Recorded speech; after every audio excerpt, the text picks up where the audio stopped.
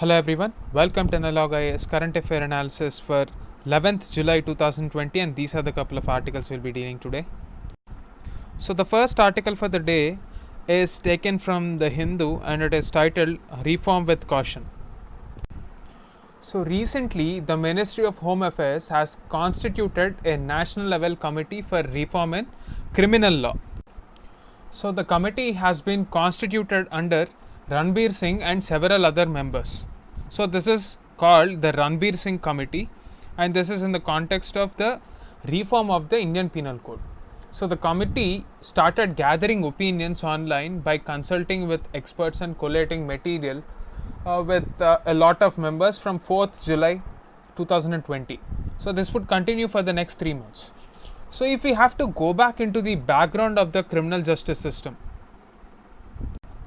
the codification of criminal laws in India was done during the British rule, which more or less remains the same even in the 21st century.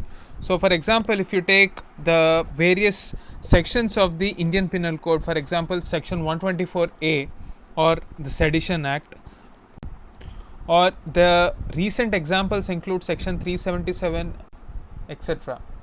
So Lord Thomas Babington Macaulay is said to be the chief architect of the codification of criminal laws in India. So how is this criminal law governed in India? We have basically the Indian Penal Code 1860 and the Criminal Procedure Code of 1973. There is also the Indian Evidence Act, which was brought out in 1872. So what is the need for bringing out reforms in this criminal justice system? The first reason is obvious. These are colonial era laws, and the objective of these laws was to just subjugate the citizens to brute power, and the purpose was designed to serve their interests and not the interests of Indian citizens. Secondly, they are very ineffective.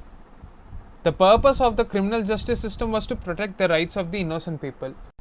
But if we take a recent example of the custodial death that happened in Tamil Nadu, we can simply say that sometimes these laws are ineffective and we have to create foolproof systems. Third one is pendency of cases. This has something to do not just with the police reforms but also judicial reforms. So if we take a figure from the Economic Survey 2018-2019, there are about a whopping 3.5 crores cases pending in the judicial system. So there is this old maxim which says that justice delayed is justice denied. So for that reason, we should reform our criminal justice system. The next one is the problem of under-trials. India has one of the largest number of under-trials, and if you take a look at the NCRB statistics, nearly 65 to 70% of our total prison population comprises under-trial prisoners. The next issue is that of investigation. Corruption, huge workload, and accountability of police is a major hurdle in speedy and transparent delivery of justice. So there were certain reports which talked about these issues previously as well. What are those reports? Now let us have a look at them.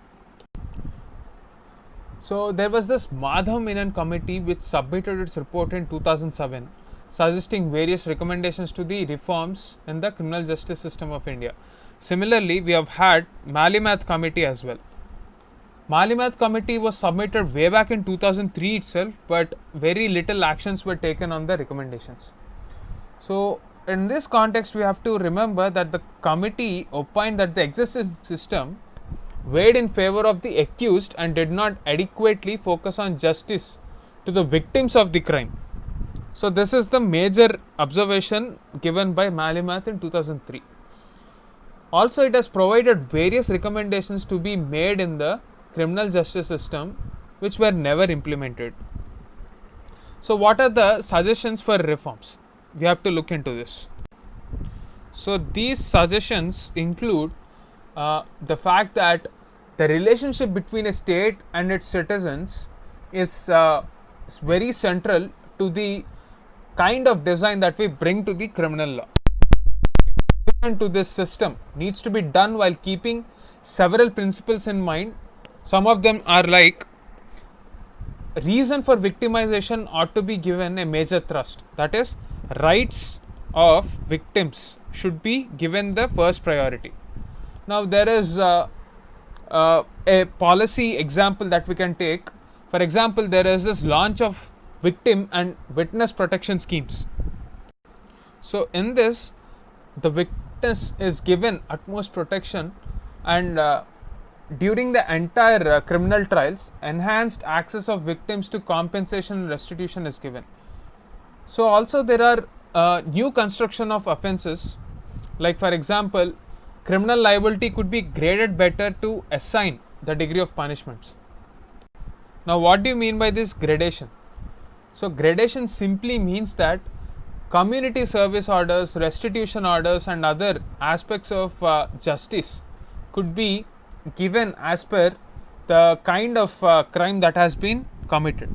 So, there should not be any arbitrary dispersal of justice.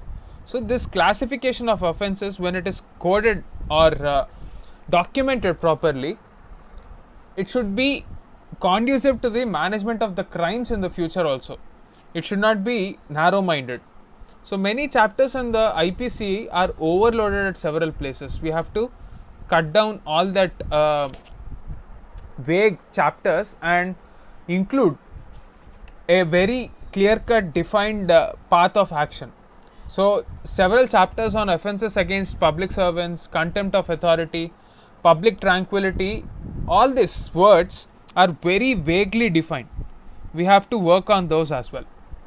So, the guiding principles which are very much central to the debate surrounding the criminalization of an act as a crime is needed. We have to lay down them very clearly in our rule books. So, unprincipled criminalization not only leads to the creation of new offences on unscientific grounds, but also arbitrariness in the criminal justice system. Now, what do I mean by this? This unscientific principles means if they are vaguely defined in law, they will be utilized by many criminals to get away, twisting the definition of the word, and the judiciary will have to come up with a new definition, and this aspect should not happen again and again. So, it is this aspect that is being discussed in this editorial. Now, the time given for this Ranbir Singh committee is very less. The consultation process is going to end only in 3 months, and new laws are going to come up. So, the article writer says that we have to deliberate more and bring about a wider scope of discussion and debate rather than hurrying this criminal law reforms in a very short span. Also, something related to these include police reforms. Time and again, many human rights activists complain that police are taking arbitrary actions and taking law and order into their hands and not following rule of law. So, this is because of the distorted power structures that are available in the society, and without taking law into their own hands, they are not able to deliver justice as per their own perception.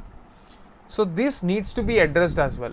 We need institutions which run by rule of law. So, how do we ensure that this should also become a part of larger deliberation? Even judiciary should become a active stakeholder in this process. That is the gist of this article, a very important article.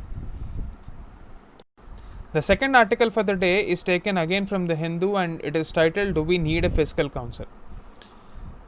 So, let me give a brief background. So, recently the chairman of the 15th Finance Commission, stressing on the need to have uniform rules for fiscal consolidation of both states and center, said that we need a fiscal council to ensure these rules are followed. Now, what is his intention? Why do we need a fiscal council? Before we get into that, we have to exactly understand what is a fiscal council. So, basically, what Mr. N.K. Singh was trying to say was that we need an independent body set up by the government to evaluate expenditure and tax policies. Now, one might wonder, why do we need a special body? So, that is exactly the premise of this article as well. But let us understand. The normal budget includes budget estimates and actuals received from the previous year.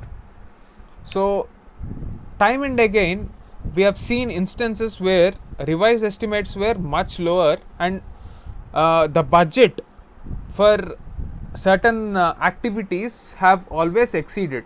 So, there is this aspect where the government has not been very prudent about its expenditure. Now, why is this happening and why are we having less tax collection? Sure, we definitely have a body like Comptroller and Auditor General, but this body will only function as a post-mortem. That is, after every activity is done, then it will look into the cases and lay it down before the Parliament. But if we have a body which is a specialized body which warns about wasteful expenditure right before we start spending it, it would be better. That was the premise and intention behind creation of a new fiscal council as recommended by the chairman of the 15th Finance Commission, Mr. N.K. Singh. So, typically councils are staffed by economists and statisticians who do not have the ability to set policy, but provide advice to governments and the public on economic effects of budgets, policy proposals and all such sort of things. So, it is in this context the author of this article questions, why do we need such a body? Because we have the Ministry of Finance, we have RBI, which is already collecting statistics. We already have Ministry of Statistics and Program Implementation. Why not just empower these bodies rather than creating another bureaucratic structure and add to the already troubled, burdened governance system? So, some of the arguments for creation of a fiscal council include the fact that various cesses and surcharges are becoming disproportionate. So, as you know, cesses and surcharges will be appropriated only by the central government, and with the creation of GST, states have generally lost that taxation power and their revenue is coming down. So, there is definitely a need for a fiscal council. Secondly, there needs to be a coordination between Finance Commission and GST Council, because sometimes it appears that both these bodies are working in silos. GST Council has no clue of what the Finance Commission is doing, and the Finance Commission has even lesser clue of what GST is doing. Third one is for state government liabilities, Article 293 Clause 3. This article says that state governments cannot borrow unless and until the center permits them, provided they have already taken a loan from the central government. Now, technically, states don't need any permission from center if they didn't take any loans. They can just go to the market and raise loans from the market by just printing certain government securities or state developmental bonds, as called in the case of states. Now, it is very difficult for states to mobilize resources through this route, because the ability of states to pay back money is not taken into confidence. Ultimately, it is the central government which has to provide guarantee again for ensuring that these loans are raised properly.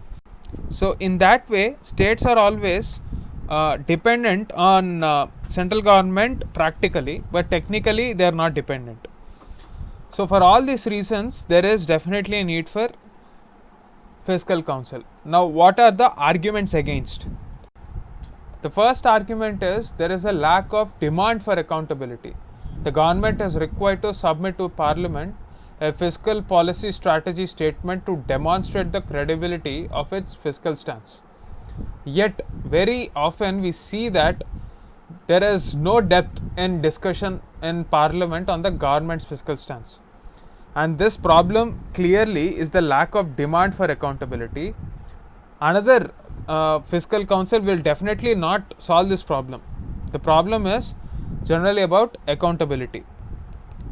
Secondly, as already discussed, we have certain organizations like Central Statistics Office and RBI which are doing the work of macroeconomic variables. So therefore, what extra will this fiscal council do? Why create another body and create more confusion? So why should there be a presumption that the fiscal council's forecasts are any more credible or say formidable than others? Why not empower the finance ministry, skill the professionals in the finance ministry to get the statistics right? So besides forcing the finance ministry to use someone else's estimates, it will also dilute the accountability. Another argument made in support of a fiscal council is that in its role as a watchdog, it is said that it will prevent the government from gaming the fiscal rules through creative accounting.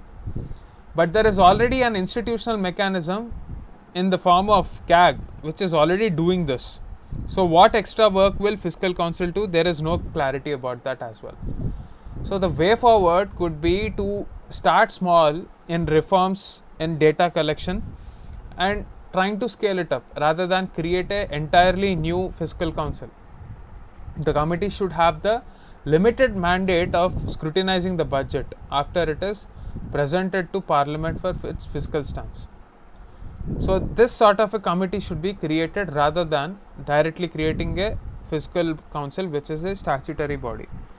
That is the gist of this article.